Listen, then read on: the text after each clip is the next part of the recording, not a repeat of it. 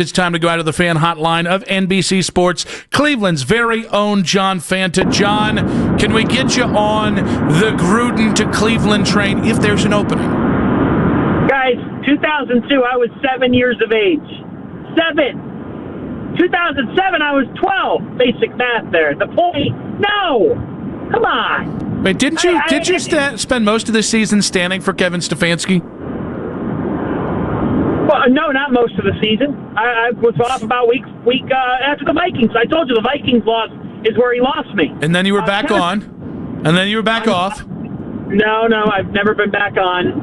They're hopefully are going to do a complete reset and hopefully going to fire people. Come on, I'm not getting on John Gruden's bandwagon. It's 2025. You're both Barstool guys. It's a long time. It's been a long time. Yes. And that's where Coach Gruden is best employed right now. He does a wonderful job over there, not on the sidelines in 2025. Nor alone do I think the NFL would let it happen. I don't think that the National Football League will allow him to be a head coach again. You're going to love it when it happens, John. You're going to really hear the football guy come out. Most of those rules apply, John, except with the Browns. The idea that you could sue the NFL and you don't get your job. You're right. In 31 other teams, that's accurate. But the Browns just they don't. Big Jim doesn't fear the law. They don't march to that beat. You know that. Or the NFL. It would be theatrical. It would provide fun talking points. And it would provide drama and intrigue and buzz. So, yeah, would I enjoy it from the entertainment standpoint?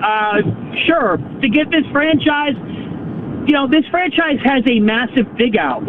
John Gruden might actually be decent with a team that's talented already, and they just need a motivator. They need a character on the sideline. The Browns need an all kinds of guy on the sideline. Mm-hmm. They need a younger coach who is going to totally reset this thing. I mean, Dan Campbell's don't grow on trees, but the Browns got to try to find the closest thing to that. And it's not John Gruden in 2025. It's just not. I agree, John. How was I saw some beautiful photos of you and your family at the Jets-Browns game this weekend. What was your experience firsthand watching Dillon Gabriel throw footballs that still might not have actually landed? Well, in the amount of time that football traveled to the end zone, I was able to get a hot dog, popcorn, and a beer. And then I came back and the football had landed in the end zone. So that was kind of fun to see that a Browns receiver caught it. I had a good time at the game. I went into the game with zero expectations, but to enjoy the afternoon with my wife. My buddy brought Christmas ale from Cleveland, which made the tailgating experience that much more enjoyable. I had fun because I did not have any expectations for the game. I told Jet fans for 2.5 hours, you're going to win this game. We don't win away from home. And sure enough, that's what happened, because this is where we're at. And so we're in the worst phase, fellas. We're in the worst phase. We have no expectations. Anything that you think could go our way, like the fact that the opposing quarterback went 6 for 11. 6 for 11 in an NFL game. And our quarterback, which this is just hilarious, gets AFC Rookie of the Week. Offensive Rookie of the Week. That right there sums up where we're at. That even when that happens, if you just looked at the numbers, our quarterback did better than the other quarterback, and not by a small margin by the number. It sums up where this team is at. They are allergic to winning. It is in their best interest to continue to lose. Sunday, I see ticket prices are down to single. We are past the point. I mean, I don't know where you two are at. I think you two are where I'm at. I'm past the point of anger. I'm at the point of acceptance and apathy, and that is the worst place one can be as a fan or a follower of a team. They are just in a brutal, brutal, dark state. The good news is acceptance is the 5th stage of grieving. We do have darkest timeline Fanta here, though. We're just past. We're 9 games into the season, and we've already got fire everyone. The sky is falling. Fanta. I'm not saying you're wrong, John. I feel like as soon as 4 weeks ago we had a little pep in the step there, buddy. Well, the Minnesota game is where the coach, I've just lost on how So from week 1 on down, I thought that this football team could win a few more games than they have, and they've been in position to win those games. They've been in position to win those games, and they have not done it. You can now count 3 times, maybe more, maybe my memory's off, but you can now count 3 times: home against the Bengals week 1, the game, the debacle against the Vikings, the game that they should have won, and then on Sunday, in a game where, if your special teams units show up, you probably win the game. Like, if it's not one thing, it's the other. And, Bubba Ventrone, I don't know what you're coaching up weekly, but it's whatever it is. Even when the Browns have had teams like this record-wise, they've never been this bad on special teams. That was just embarrassing. And, guys, there was pep in the step because I thought that the defense, I still think the defense is one of the best defenses in the National Football League. But the pep in the step is lost when that defense continues to do their job week in and week out, and they don't get rewarded. They don't get rewarded. There's no capitalizing on the other side. There's bad play calling, and the coach just continues to say the same thing. Same thing over and over again. The 4th and 1. I would have to look at that, was the response in the press conference. Yeah, the last time somebody said that much, his name was Hugh Jackson, and the writing was on the wall with him, too, when he would say, I'd have to look at the film. I'd have to look back at the film. I'd have to look back at the film. It's a bunch of baloney. This is as rough a place that this franchise has been, and as in my lifetime. I'm serious, it is. And they need to tank. They need to do everything they can to get the number 1 pick. They need to do everything they can to get Ty Simpson or Fernando Mendoza. Oh, so you're in the camp of just lose as many games you possibly can. Don't even worry about the wins for the rest of the year. Absolutely. This is a lost season. They're going to clean house. They better clean house. They can't be trying to win games. What would possibly be the worth of winning football games for this organization? You don't perpetuate losing culture, which makes kind of like tanking itself, which just kind of permeates more losing through more losing. So then that insinuates that the head coach still could keep his job.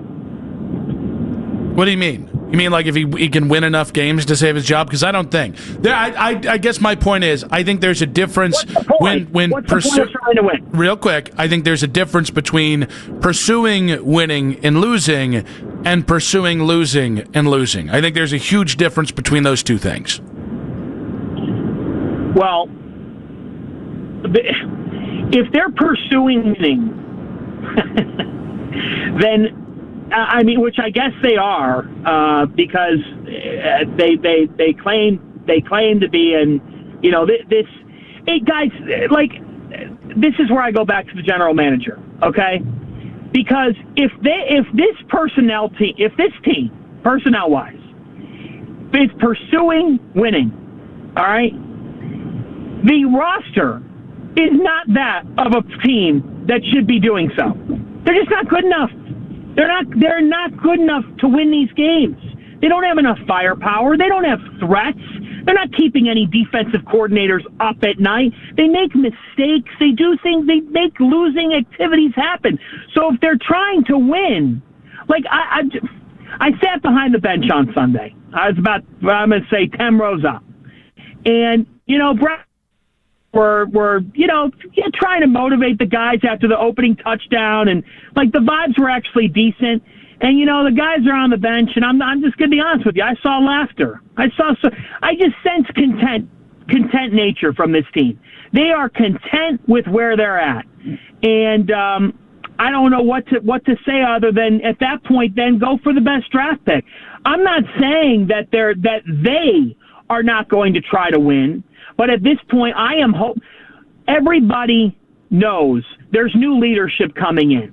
If you are out there and don't think that, I don't know what to tell you. And if the owner thinks that he's going to keep these people employed, I'm here to tell you this is unrecoverable.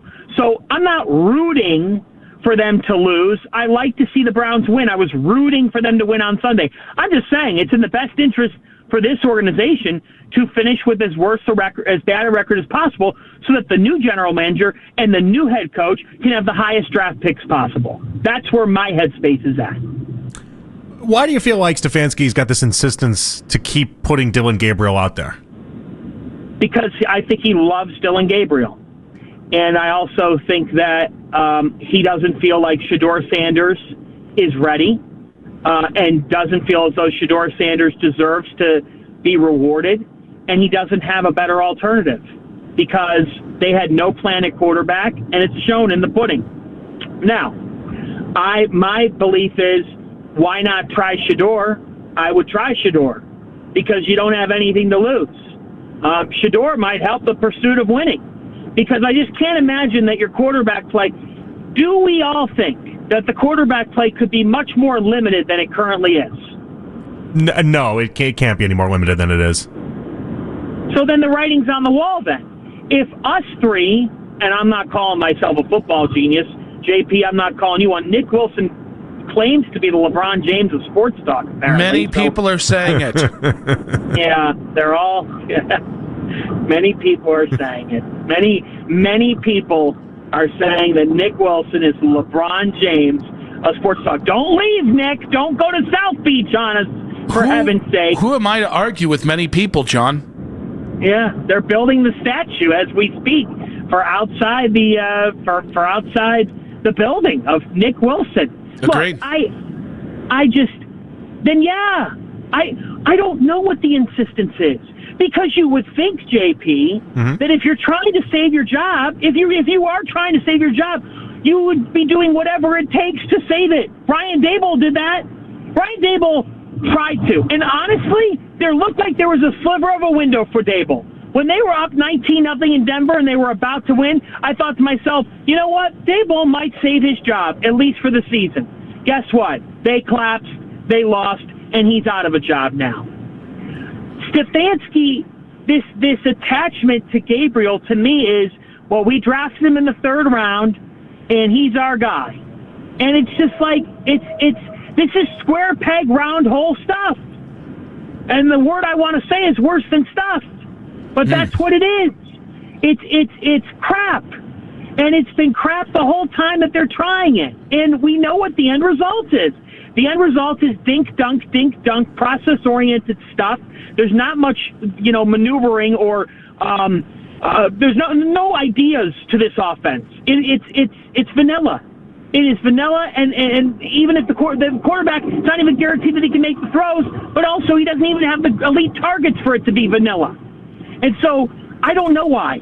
I would play Shedeur. Because I'm also tired of hearing people say, well, he could be the answer to the problems. Like, I just want to see it. At this point, I just want to see Sanders play so that we could check that off the list and we could find out if he has any upside or potential. You guys, you could blame me or make fun of me for flip-flopping, but you did ask me, but hopefully you remember, you asked me ahead of week 1 what my end goal was for this season. And I said the end goal is to find out if either of these young quarterbacks could play. You found out one couldn't. Find out if the other can. All right, John, real quick. We have about 30 seconds here. Mary Kay says the Browns might be curious to see what Deshaun Watson has as they will have an opportunity to open up the 21-day practice window here within the next little bit. Are you curious what Deshaun Watson could do with this Browns team this year? I'm driving, I'm in my car, and my reaction to that question is this.